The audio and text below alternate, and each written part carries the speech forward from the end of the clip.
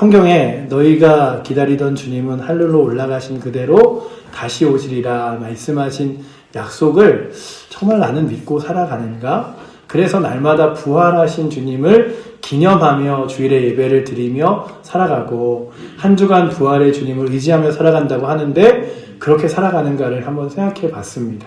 저게 이렇게 다른 인터넷 찾아보시면요. 어마어마하게 높아서 막 20층 건물보다 훨씬 더 높이 올라가고 야, 저 연기하신 분은 너무 힘드시겠다. 그러면서도 참 주님이 올라가신 그 장면을 봤던 사람은 언젠가 다시 오실 것임을 기다리며 주 예수 그리스도를 위하여 살아갔을 텐데 나는 그런가 이런 생각을 하며 돌아봤는데 오늘도 이 자리에 오신 여러분들이 그래 나는 다시 오실 주님을 기다리며 살아가는 사람들이지라고 생각하며 이 하루도 또 믿음으로 승리하며 살아가시기를 축복합니다. 아멘. 자, 기도하겠습니다. 사랑의 주님 감사합니다. 하늘로 올라가신 그대로 다시 오시리라는 약속, 그래서 다시 오시리라는 마라나타의 신앙을 가지고 날마다 우리가 살아가지만 때로는 이 땅을 살다 보면 이 땅이 전부인 것처럼 그리고 이 땅이 우리의 삶에 모든 것을 주는 것처럼 이 땅을 의지하며 살아갈 때 있음을 고백합니다.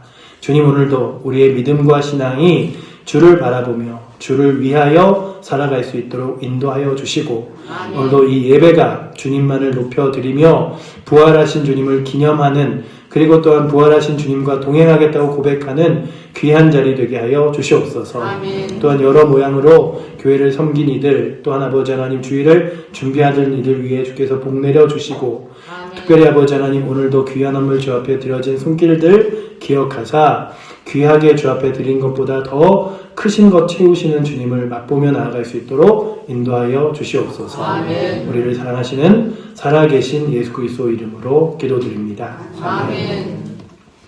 네, 계속해서 사랑하면 전도합니다라는 시리즈로 네 번째 주를 위하여 사는 삶이라는 제목으로 같이 은혜 나누기 원합니다. 질문 하나 드리고 싶습니다. 솔직히 한번 생각해 보시면 나는 지금 누구를 위하여 살고 있는가를 누가 물어보신다면 여러분들은 무엇이라고 대답하시겠습니까? 나는 지금 누구를 위하여 살고 있는가?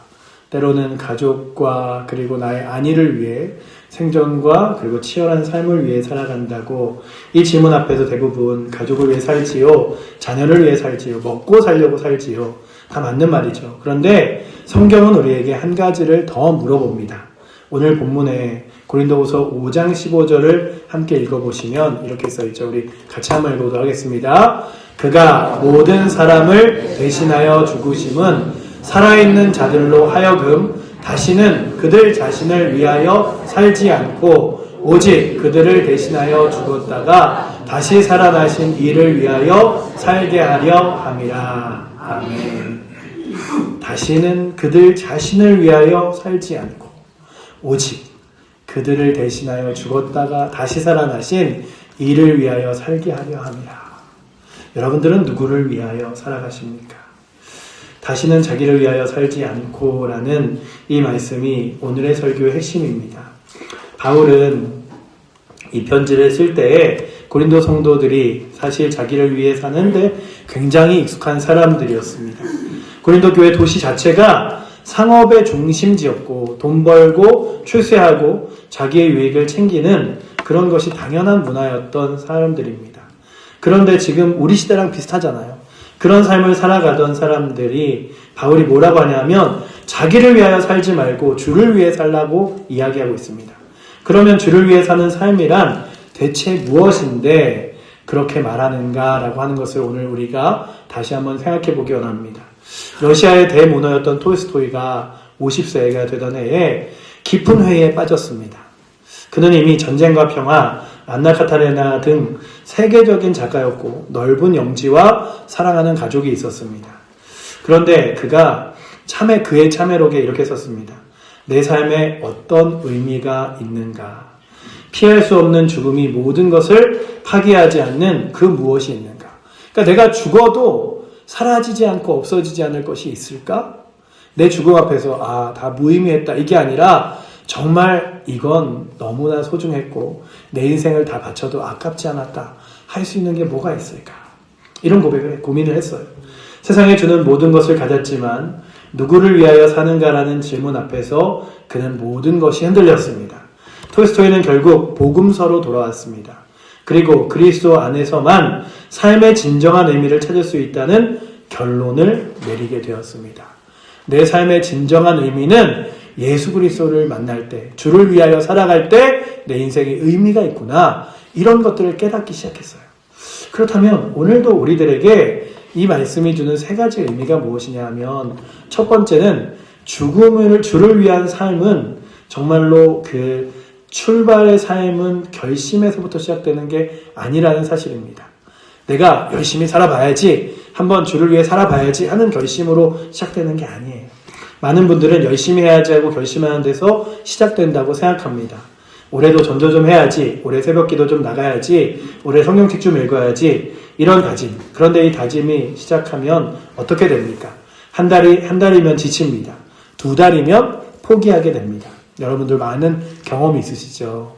아유, 내가 마음은 온이로되 육신이 약해서, 이런 것들 많이 하잖아요. 바울이 14절에 뭐라고 했습니까? 그리스도의 사랑이 우리를 강권하나니 라고 고백하고 있습니다. 그래서 강권하다라는 단어의 중요한 건 헬라어로 시네케이라는 단어인데요. 이게 사방에서 막 쪼여오는 다른 선택지가 없게 하다라는 뜻이에요. 그러니까 내게 주님의 사랑받는 것 외에, 하나님의 은혜를 따라가는 것 외에 다른 선택지가 없습니다. 이런 거예요. 사로잡히다라는 뜻이죠.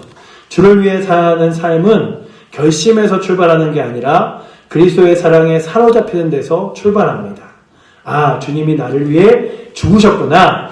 이 죄인을 위해 십자가를 지셨구나. 이 사실에 마음이 뜨거워지는 것, 이것이 시작입니다. 교회는 의무감으로 다니는 게 아니에요. 교회 나오기 시작하면 수요예배, 새벽 예배 나오셔야 됩니다. 수요예배 나오셔야 됩니다. 주일날 예배 드리셔야 돼요. 그러면 막 부담스러운 거예요. 그런데 예배가 기뻐지기 시작하면 더 찾게 돼요. 처음에 어느 전도 받으신 분이 그런 얘기를 한 적이 있어요. 처음에는 주일날 11시 예배만 있는 줄 알았대요. 그런데 교회를 가보니까 사람들이 집에를 안 가더래요. 그래갖고 뭐지? 그러고서는 자기 혼자 남편 밥 차려주려고 이렇게 몇 번 왔는데, 아니 교회에서 왜 식사하고 이렇게 집에를 안 가세요? 했더니 주일날 오후 예배도 있어요. 그러더래요. 주일날 오후 예배도 있어요? 제가 그러면 주일 오후 예배 드려도 되나요? 그러니까 처음 교회 오신 분이니까 그럼요. 식사도 같이 하시고 오후 예배 드리시죠. 그래서 주일에 남편 몰래 어디 간다 그러고, 주일날 어떻게 남편이 어디 외출하는 날이면 오후 예배까지 드리고, 외출 안 하는 날이면 그냥 빨리 돌아와서 있다가 아쉬워하기도 하셨대요.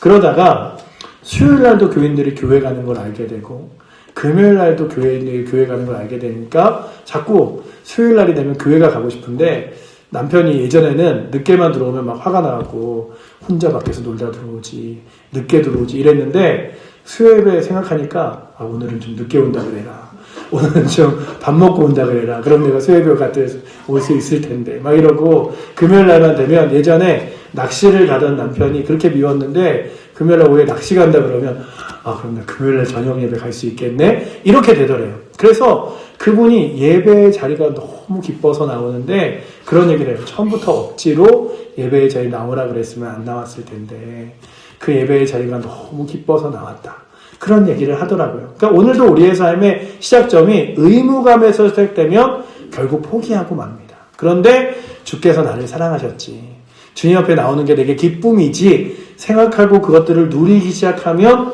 그 예배의 자리, 기쁨의 자리가 풍성해지는 거예요.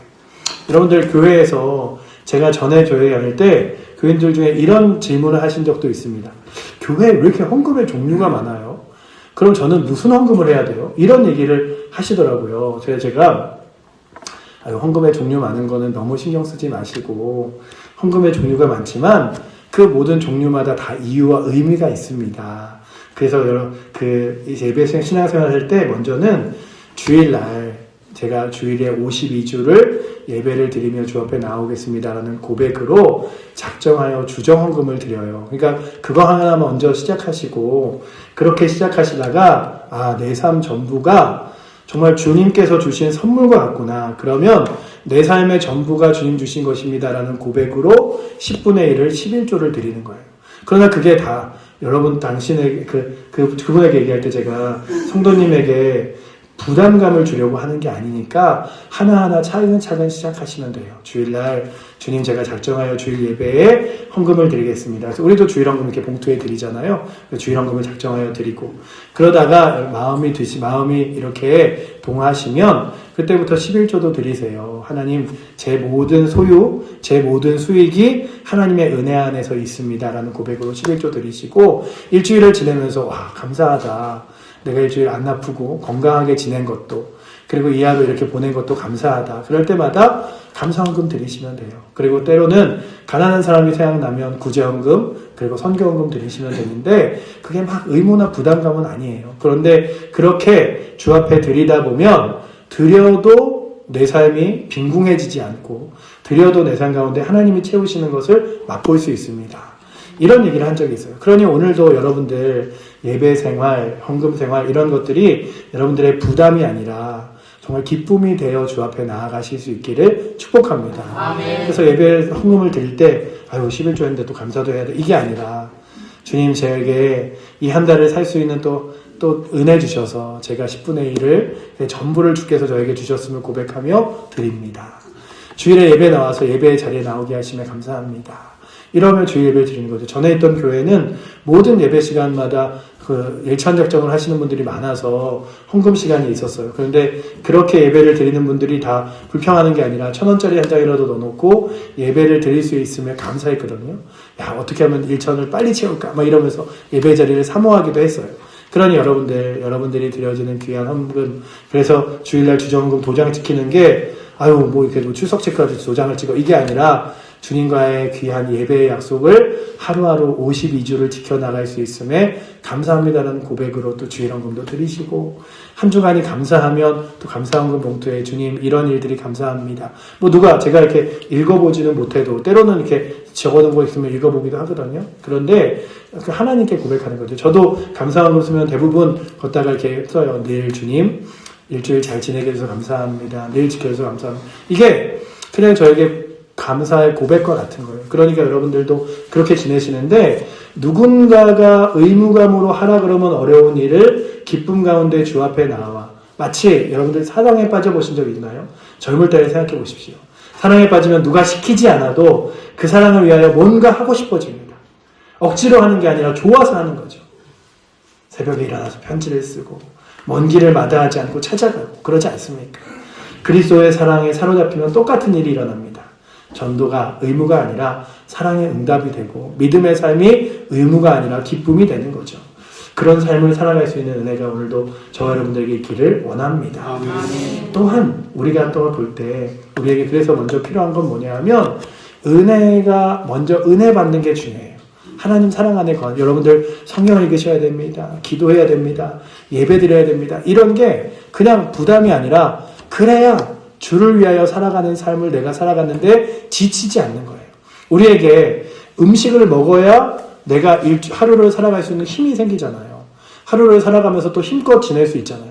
그것처럼 내게 은혜 받아야 주의 일들을 할 수 있는 거예요.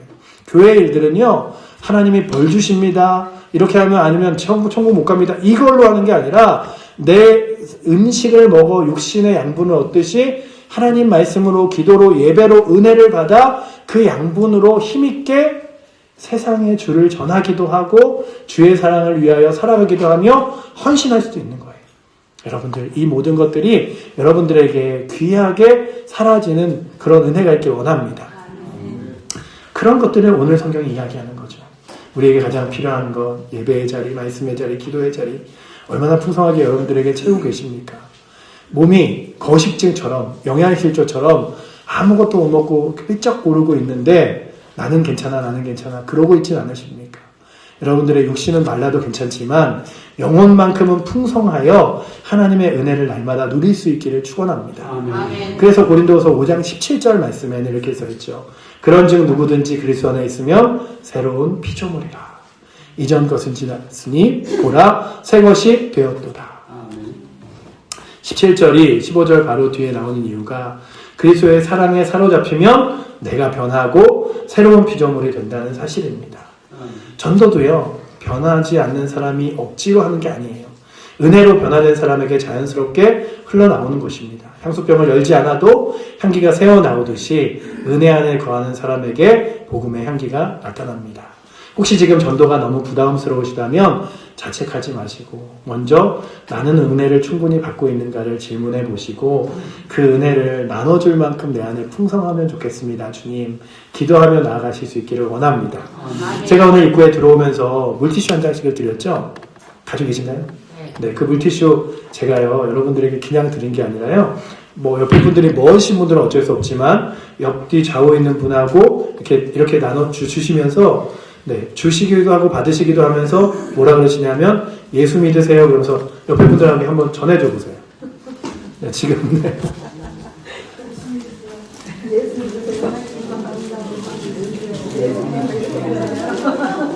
예수 믿으세요.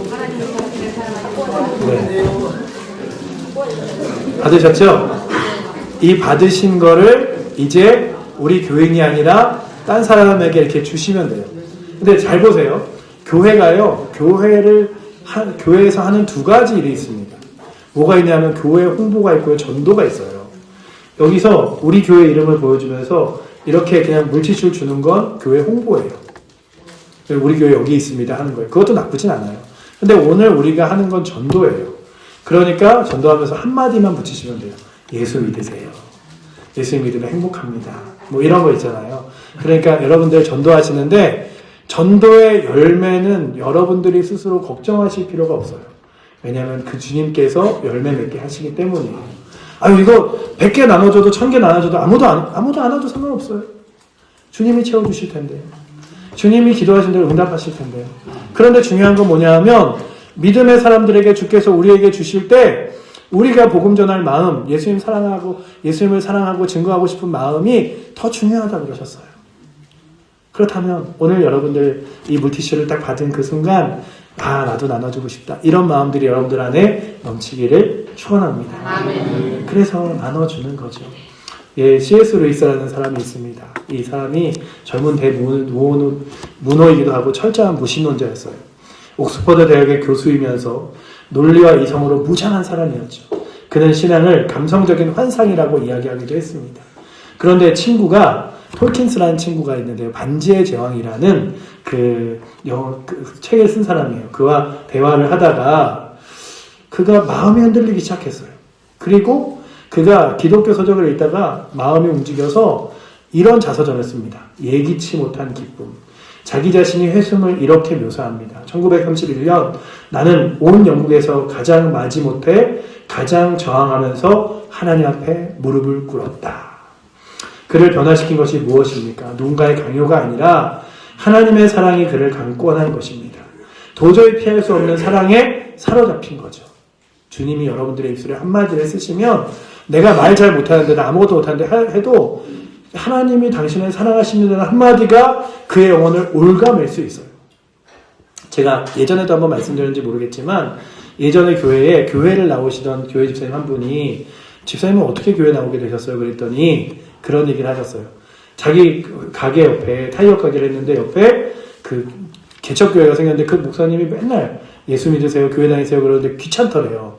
그래서 그냥 이거 어떻게 해야 되지? 다시는 그 얘기 듣지 않으려면 어떻게 해야 되지? 그러다가 그냥 그러대요. 저 이제 교회 다니기로 했어요. 그랬대요. 집 근처에 있는 교회 다니기로 했대요. 그러니 이제 그 다음부터 그 목사님이 이제 얘기를 안 하실 거 아니에요. 교회 다니면서 이런 얘기 안 할 거 아니에요. 근데 그 다음부터 문제가 생겼대요. 교회 다니기로 했어요 하는 말이 마음에서 지워지지 않더래요. 내가 괜히 목사님한테 교회 다니기로 했어요 얘기해갖고 이러다가 어느 날 부인한테 여보 내가 교회 다니기로 했다고 목사님한테 얘기했는데 자꾸 그게 부담이 되는데 우리도 교회 한번 가볼까? 이랬는데 하나님이 그 전에 아내도 작업을 하고 계셨는지 그럴까? 우리 교회 다녀볼까? 그래서 그냥 수요일날 저녁에 교회가 있는 걸 보고 교회에 있는 대로 걸어 나와서 예배 드린 게 믿음의 시작이었대요. 그러니 그 목사님이 교회 다니세요, 예수 믿어요 한 말이 그렇게 강력한 말처럼 보이지 않지만 성령께서 저 교회 다니겠어요 라는 한마디를 딱 붙잡으셔서 그를 올가매니까 주회전에 나오게 하잖아요. 그러니 여러분들 내 입술에 귀한 말, 놀라운 말, 사람을 변화시키는 엄청난 재주가 아니라 그냥 예수 믿으세요. 그 한마디에 능력 있음을 믿으며 나아가실 수 있기를 원합니다. 아멘. 또 오늘 우리가 우리의 삶의 방향을 뒤바꿔야 되는데 주를 위하여 살아가는 삶으로 방향을 바꾸는 거죠. 두 번째, 주를 위해 산다는 건 구체적으로 어떤 방향을 가리킵니까? 18절 19절에 모든 것이 하나님께로 났으며 그가 그리스도로 말미암아 우리를 자기와 화목하게 하시고 또 우리에게 화목하게 하는 직분을 주셨으니 곧 하나님께서 그리스도 안에 계시사 세상을 자기와 화목하게 하시며 그들로 허물을 그들에게 돌리지 않으시고 화목하게 하는 말씀을 우리에게 부탁하셨느니라 이야기하면서 화목이라는 단어를 이야기하고 있습니다. 이 화목이라는 단어는요, 관계가 회복되는 것을 말합니다. 하나님과 인간 사이의 죄로 인하여 쌓았던 담을 허물어지고 다시 하나가 되는 것. 하나님이 화목을 위하여 독생자를 보내셨죠. 그만큼 한 영혼이 당신께 돌아오는 것을 간절히 원하시고 있는 거예요. 성도 여러분, 하나님이 기뻐하시는 것이 무엇인지 아십니까? 예배도 기뻐하시고 기도도 기뻐하시고 순종도 기뻐하시죠. 그런데 누가복음 5장에 보면 잃어버린 양 한 마리를 찾을 때에 잃어버린 드라크마 하나를 찾았을 때 떠났던 탕자가 돌아왔을 때 하늘에선 큰 기쁨이 있다고 하셨습니다. 한 영혼이 돌아올 때 천국에서 잔치가 벌어진다고 하셨어요. 이것이 바로 하나님의 마음입니다. 주님, 제가 잘하는 건 없지만 제가 하늘잔치 한번 열어드릴게요. 그러면 한 영혼을 주 앞에 돌아오게 기대하며 나아가는 거죠. 주를 위해 산다는 것, 바로 하나님의 마음을 내 마음에 품는 것입니다. 옆에 있는 사람을 볼 때, 마트에서 만나는 사람을 볼 때, 병원 대기실에서 옆에 있는 앉은 사람을 볼 때, 이 사람도 하나님과 화목하게 할 것이구나, 화목해야 되겠구나 생각하며 주는 거죠. 여러분들, 제가 1층에다가 그냥 이렇게 전도 물품을 놓을 수 있는 자리를 마련해 놨어요. 여러분들이 가시면서 다 가져가셔서 그게 텅텅 비어갖고 또 채워놓고 또 태워놨으면 좋겠어요. 그러니 그냥 가시면서 아유 전도보다는 부담스러워 이러지 마시고, 저는 하루 왼종일 집에 있어서 뭐 만나는 사람도 없어요. 그러면 뭐 요양보호사 아니면 집 옆에 지나가는 사람이라도 아니면 슈퍼라도 가실 때 하나 들고 가셔서 이렇게 우리 교회에서 이거 주래, 예수 믿으래네 뭐 이러면서 그냥 나눠주세요. 여러분들, 교회가 뭐 이거 그냥 하나 나눠준다고 교회 올까? 허비해도 낭비해도 괜찮아요. 한 영혼만 돌아오면 천하보다 귀한 영혼으로 하늘에서 잔치를 한대잖아요. 아멘. 주님, 우리가요 물티슈 1000개 돌리고요 막 그 건빵 1000개 돌려서 한 영혼 오면 그거 결코 아깝지 않습니다. 그런 마음으로 그냥 나눠주는 거예요. 이 사람은 2번 받아, 3번 받으면 어때요? 그의 마음 하나님이 어느 순간 돌리면 그의 마음을 통해서 그가 천국 갈 수 있는데, 그러니 오늘도 그런 영혼을 바라보는 거죠. 그러면 실제로 무엇이 달라집니까? 이렇게 화목하게 하면 무엇 달라지냐 하면 하나님 기도가 달라집니다. 하나님 내 건강 주세요. 내 자녀 잘 되게 해주세요. 하는 데서 한 걸음 더 나가서 하나님 우리 옆집 아주머니도 주님 만나게 해주세요 하며 기도가 나옵니다. 그렇다고 앞에 기도를 하지 말라는 게 아니에요. 내 기도가 더 넓어진다는 거죠. 또한 둘째로 관계가 달라집니다. 내 유익을 먼저 챙기던 관계에서 상대방을 위해 양보하고 배려하는 관계로 바뀝니다. 내가 저 사람 전도하려면 조금 참아줘야지. 이런 걸로 바뀌는 거죠. 왜요? 사람이 내 삶을 통해 하나님을 보게 하고 싶으니까 그런 거죠. 주님, 내 삶을 통해서 하나님이 좀 보여지게 해주세요. 내 삶을 통해서 좀 예수님이 어떤 분인지 알게 해주세요. 이러면 변화되는 거죠. 또한 일상이 달라집니다. 평범한 하루가 하나님의 화목의 일을 위한 현장이 됩니다. 오늘도 어제와 똑같은 하루네. 이게 아니라 오늘은 또 새로운 누구를 만나게 될까? 오늘은 또 누구에게 예수님을 전할 수 있을까? 이런 새로운 날이 되는 거죠. 특별한 전도의 집회에서만 전도하는 게 아니라 밥 먹고 차 마시고 인사 나누고 살아가는 일상의 삶 속이 복음이 전해지는 귀한 현장이 되는 것입니다. 19절 끝부분을 보시면 화목하게 하는 말씀을 우리에게 부탁하셨느니라. 하나님이 우리에게 부탁하셨대요. 너희가 세상과 나를 화목하게 해줘. 저 사람과 나를 화목하게 해줘. 그런 일들을 부탁하셨대요. 전능하신 하나님이 언약한 우리에게 부탁을 하시는 겁니다. 이것이 얼마나 놀라운 말입니까? 하나님이 우리를 신뢰하신다는 뜻이기도 하고 우리를 통해 일하시겠다고 하는 뜻이기도 합니다. 또한 주를 위해 살아가는 삶의 완성은 그리스도의 사신이 되는 것입니다. 제가 주를 전하려고, 주를 위하여 살아가려고 이 땅 가운데 왔습니다. 이런 거죠. 세 번째, 주를 위한 삶의 완성은 그의 열매는 무엇입니까? 20절을 보시면 그러므로 우리가 그리스도를 대신하여 사신이 되어 하나님이 우리를 통하여 너희에게 권고하신 것 같이 그리스도를 대신하여 간청하노니 너희는 하나님과 화목하라. 사신, 참 멋진 단어입니다. 요즘 말로 하면 대사 이런 거죠. 대사가 누굽니까? 왕의 대리인이죠. 다른 나라에 가서 왕의 뜻을 전하는, 나라의 뜻을 전하는 사람입니다. 대사가 자기의 의견을 말합니까? 아니죠. 왕이 하신 말씀을 전하는 것이죠. 바울이 여기서 그리스도의 사신이라고 불렀습니다. 그것은 굉장한 선언입니다. 우리와 같은 평범한 사람이 만왕의 왕이신 하나님의 대사, 그런데 사실은 하나님이 우리를 이 세상에 보내신 대사로 임명해 주셨습니다. 그래서 여러분들이 자기를 생각할 때 하루를 딱 시작하면서 그러세요. 아유, 나같이 부족한 사람이 오늘 어떻게 살아가지, 이게 아니라 오늘도 나는 하나님의 거룩한 대사다. 하나님이 나에게 이 땅 가운데 보내신 귀한 날 살아가는 날이다. 이러면서 살아가는 거죠. 여러분, 전도라고 하면 내가 무슨 말 해야 하지? 걱정부터 하시죠. 나는 성경도 잘 모르는데 말재주도 없는데. 그런데 사실은 자기 말을 하는 게 아니에요. 왕의 말을 전하는 겁니다. 우리가 전할 메시지는 이미 정해져 있습니다. 그 메시지가 뭡니까? 하나님과 화목하라. 하나님이 너를 사랑하신다. 예수님이 너를 위해 죽으셨다. 돌아오라. 이것 하나입니다. 그러니 나 이거 하면 되지. 그런데 여기서 중요한 게 뭐냐면 하나님이 우리를 통하여 너희에게 권고하시는 것 같이, 하나님이 직접 하시는 게 아니라 우리를 통하여 하신다는 거예요. 여러분, 하나님이 천사를 보내실 수도 있습니다. 하나님이 직접 음성을 내리실 수도 있어요. 기적을 보여줄 수도 있습니다. 그런데 하나님은 굳이 누구를 택하셨냐 하면 우리를 택하셨습니다. 그리고 왜요? 우리의 일상적인 평범한 삶, 평범한 만남, 소소한 대화, 그것들이 가장 강력한 복음의 전달의 통로가 되기 때문입니다. 요즘 들어 계속해서 그 관계 전도라는 게 훨씬 더 중요하게 여겨지는 시대를 살아가요.